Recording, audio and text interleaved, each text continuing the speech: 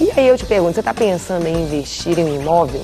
Saiba aí o que é preciso, o que você precisa ficar atento, o que você pode descansar, os detalhes aí antes de efetuar a compra, né? Nós vamos bater um papo agora com o advogado Renato Horta, que está aqui. Muito bom dia, seja muito bem-vindo, Renato. Bom dia, é um prazer. Que bom ter você aqui para a gente instruir o pessoal, instruir da maneira certa para evitar problemas futuros, né?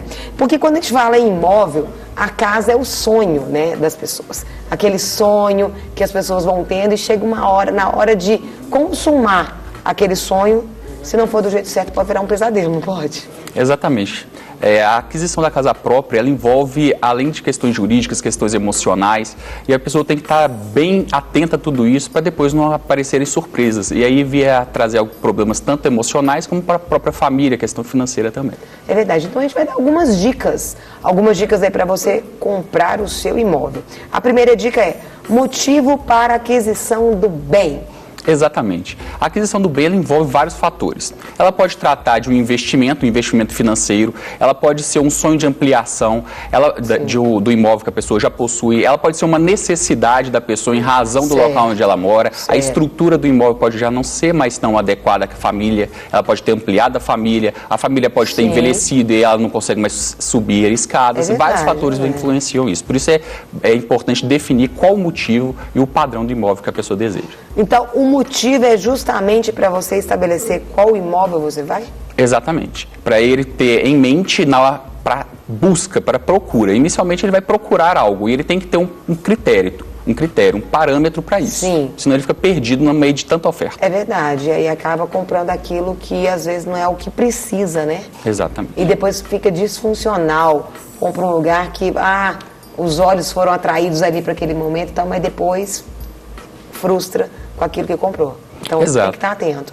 Exato. A compra do imóvel, como ela é a realização de um sonho, a pessoa normalmente ela acaba ficando cega para alguns detalhes muito importantes. E esses detalhes aí vão influenciar no dia a dia posterior à compra do imóvel. Eu lembro quando eu comprei o meu, eu observei até o horário do sol. Exato. Porque dependendo, o seu quarto vira um forno, meu filho. Então, são detalhes que a gente tem que observar. A gente fala, gente, por que eu não observei esse trem antes? E aí, porque se bate muito sol, então você vai precisar de um ar-condicionado naquele lugar. São detalhes que a gente tem que ver para a gente não frustrar. Depois, detalhes simples, porque eu já morei em lugares que era quente, viu, gente? E se eu tivesse observado antes, eu não teria mudado para um lugar daquele. Eu teria olhado um outro apartamento. Observar a vizinhança também é muito importante, a estrutura que o bairro oferece. Às vezes a família tem uma criança jovem que necessita de uma escola, se existe escola próxima, se isso vai atender. Se é seguro, se não é seguro, observar ali se a sua visão é definitiva ou não, se pode construir um prédio ali do lado ou não, se a sua casa vai ficar ali exposta. Isso é importante, não é? Isso é importante e para isso a pessoa tem que visitar o imóvel várias vezes, em vários horários do dia, em vários dias da semana, tudo isso é muito importante. Tem outra aqui que é fixação provisória do padrão do imóvel a ser adquirido. O que seria essa fixação provisória desse padrão do imóvel? É o seguinte, quando a pessoa ela parte para o mercado para adquirir um imóvel, ela tem que ter em mente a dimensão do imóvel que ela deseja, qual a dimensão necessária para atender os seus interesses. Além disso, ela também tem que fixar valores iniciais que ela está disposta a investir. Por que a gente fala de valores iniciais? Eventualmente, encontrar um imóvel do jeito que a pessoa imaginou pode se tornar difícil. Mas se ela tiver um parâmetro, ainda que fuja um pouquinho a mais ou um pouquinho a menos, ela vai ter garantido aí a expectativa dela. Entendi. Tem uma outra dica que eu achei interessante, é fixação do limite do valor a ser investido. Não é tipo aquilo que vier, você vai estabelecer.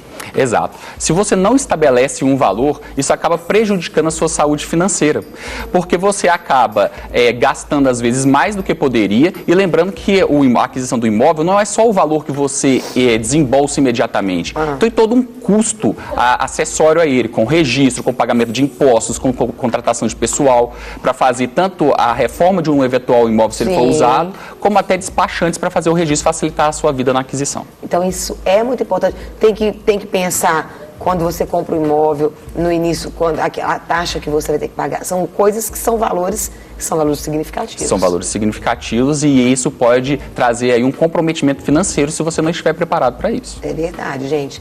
Dicas aí para você que tem o sonho da sua casa própria, quer comprar um imóvel, mas faça do jeito certo, vai com calma.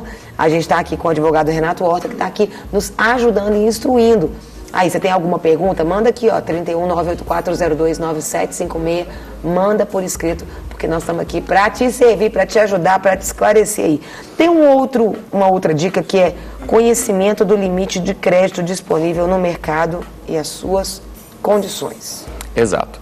A aquisição do imóvel, ela envolve valores significativos. E, normalmente, a pessoa não tem esse valor todo para investir no imóvel. E ela acaba usando aí do empréstimo, certo, do financiamento. Verdade. E para isso ela tem que ter um conhecimento prévio, para ver até onde, qual é o limite que uma determinada instituição financeira estará disposta a fornecer a ela. Existem várias instituições financeiras. Há pouco tempo a Caixa Econômica Federal ela reduziu os juros e antes dela outros bancos privados já tinham feito isso em razão de um aquecimento do mercado no início deste ano, e a Caixa Econômica Federal ela veio seguindo uma tendência. A notícia que se vinculou a respeito dela é importante para a Caixa Econômica Federal, é a maior instituição financeira do sistema habitacional. Mas tudo isso é necessário você verificar qual é o limite que um banco estaria disposto a te oferecer. E isso vai variar de acordo com a renda que você possui. É possível fazer essas simulações nos próprios sites dessas instituições financeiras, então o que torna mais fácil. É verdade, tem que dar uma...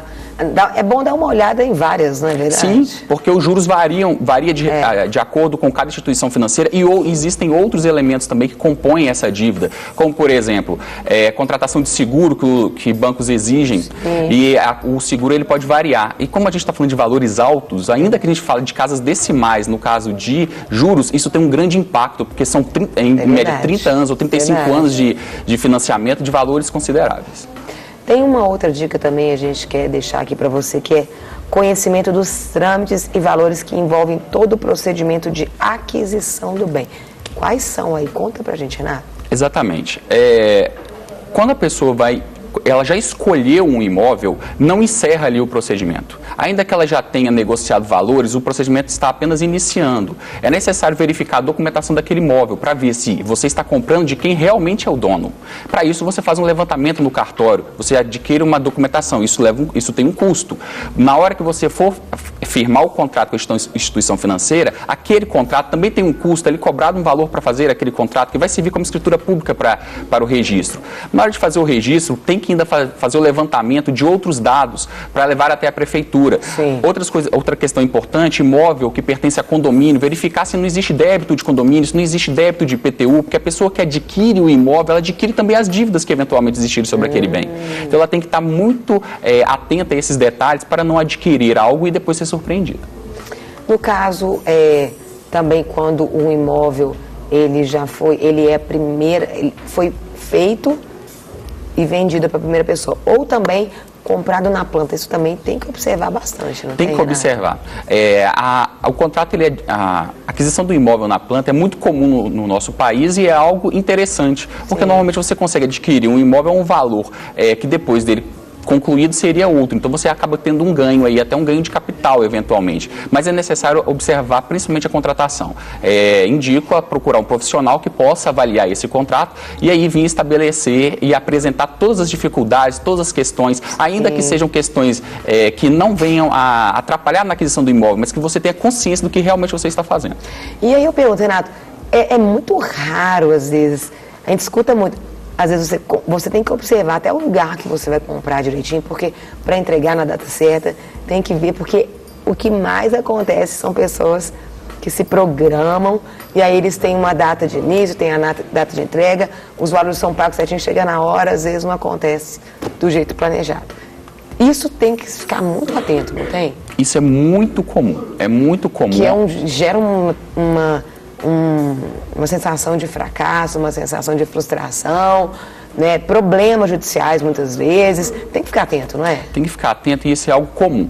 Se tratando de primeiro imóvel, normalmente a pessoa ela acaba casando ou então planeja um casamento já baseado na data de entrega desse imóvel. E aí a pessoa ela tem que ter o conhecimento que eventualmente pode haver um atraso. Esse atraso, às vezes, ele tem até uma cláusula contratual que são chamadas de cláusulas de tolerância, que além daquela data existe um outro período que pode ser postergado a entrega desse imóvel. E mesmo com essa data de tolerância, eventualmente ainda pode haver um atraso. As pessoas devem estar atentas a isso. E, eventualmente, se elas se sentirem aí constrangidas, podem procurar o Poder Judiciário para uma eventual reparação. Porque isso é muito comum, não é? É comum. Hoje, imagino que juizados aí, às vezes, no início de pequenas causas, depois, em uma proporção maior, é algo que as pessoas têm procurado muito, não é? É uma coisa interessante, porque em razão dos valores envolvidos, o juizado especial ele acaba não se tornando mais adequado para esse tipo de ação. Aí é mais desgastante ainda. E mais caro. Gente, então, dicas aqui que a gente está dando para você que deseja comprar aí o seu imóvel, você que tem o sonho da casa própria, você que deseja aí investir o recurso que você tem, dicas que você não pode deixar de ter. E, Renato, para a gente terminar, eu queria que você falasse um pouquinho a respeito, o que você acha que é essencial para o nosso telespectador para essa compra desse imóvel, assim, fechando aí com chave de ouro para a pessoa estar atenta em todos os pontos, porque às vezes um errinho, um detalhe faz tudo certinho, mas se deixou às vezes de fazer uma determinada coisa, pode ser o início para um problema surgir aí. Uma dica importante é uma que você mesmo trouxe aqui, calma. É necessário ter calma. A gente está diante de um sonho, da realização de um sonho, e essa realização de um sonho, ela acaba trazendo, assim, ansiedade, e a gente acaba atropelando os passos. Existem passo a passo que a pessoa pode realizar com tranquilidade, para que ela possa conseguir, aí, eventualmente, lá na frente, adquirir o imóvel do seu sonho com uma maior facilidade. Algumas dicas são essenciais. Sim. Conhecer o imóvel pessoalmente, né? Você pode verificar ele na internet, não tem problema, primeira seleção, mas depois vai até o imóvel, vai em horários diferentes, conversem com as pessoas ao redor, vizinho, síndico, a respeito. Saber se é perigoso ou não. Em horários diferentes você consegue verificar isso. Faça um levantamento com a vizinhança para saber até mesmo em relação à segurança. Verifique a documentação do imóvel. Após isso, feche o negócio com consciência do que você está fazendo. Não estipule prazos muito curtos do qual você não tem certeza se vai conseguir cumprir, porque isso pode gerar multa e transtorno ou até mesmo o rompimento de um contrato. Depois disso, contrate um profissional para que faça todo o trâmite junto aos cartórios. São os despachantes, eles ajudam, facilitam a sua vida e lhe traz tranquilidade. A partir daí, viva com tranquilidade dentro desse imóvel, um bom relacionamento com as pessoas que habitam ele também é importante para que você desenvolva ali uma saúde até comunitária. Quero te agradecer imensamente. Volte sempre aqui no nosso Obrigado, estou à disposição. Para poder instruir, né, e ajudar o pessoal aí, porque não dá para brincar, né? Não. E ainda mais com valores tão expressivos assim, né? A gente tem que agir com calma. Tudo depende da calma, né? Muito. Porque às vezes a gente fica ansioso, né? Quando você vê, você fala, é a oportunidade da minha vida, mas também pode ser a oportunidade de você arrumar um problema muito grande e depois não conseguir resolver ou ficar ali frustrado por causa daquilo, né? Exatamente.